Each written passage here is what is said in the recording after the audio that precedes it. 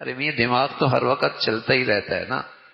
یہ چکی ہے، چکی کے نیچے دانے ڈالو گے تو آٹا نکلے گا، دانا نہیں تو پتھر ڈالو گے تو کیا ریت نکلے گی، مٹی نکلے گی. کوئی نہ کوئی چیز تو اس دماغ کی چکی میں پستی رہتی ہے.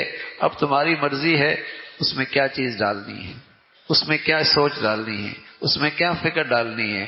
گندگی ڈالنی ہے، لغویات ڈالنی ہے، بلا وجہ کی سوچوں کو ڈالنا ہے تو ویسے ہی کچرا نکلے گا. اور ہر وقت دماغ میں اللہ کی یاد رہے گی، اس کا نور نکلے گا. یہ دماغ چکی ہے، دانا ڈالو گے آٹا نکلے گا. اور اس کے اندر اگر تم نے پتھر ڈال دیے، کچرا ڈال دیا تو زہر پس کے وہی آئے گا. تو ہر وقت یہ دماغ تو چلتا ہی ہے، لیکن اللہ کی یاد میں ہو، اللہ کے خیال میں ہو، اللہ کی جیسے کہیں کہ پیارے پیارے ناموں سے اسے پکارنے کے ساتھ ہو تو آدمی کی سوچ اور فکر میں بڑی سلامتی آ جاتی ہے. اور ایک جو عجیب سے ہر وقت ذہنی انتشار ہوتا ہے، فکری انتشار ہوتا ہے، ہر وقت ایک پریشانی کی کیفیت ہوتی ہے، اس سے نجات ملتی ہے. اسی طرح اللہ نے خاص طور پہ اس کا انعام ذکر فرمایا. دیکھو اللہ کی یاد میں تمہارے دلوں کو سکون ملے گا، اللہ کی یاد سے تمہارے دلوں کو سکون ملے گا. اللہ کی یاد رکھا کرو.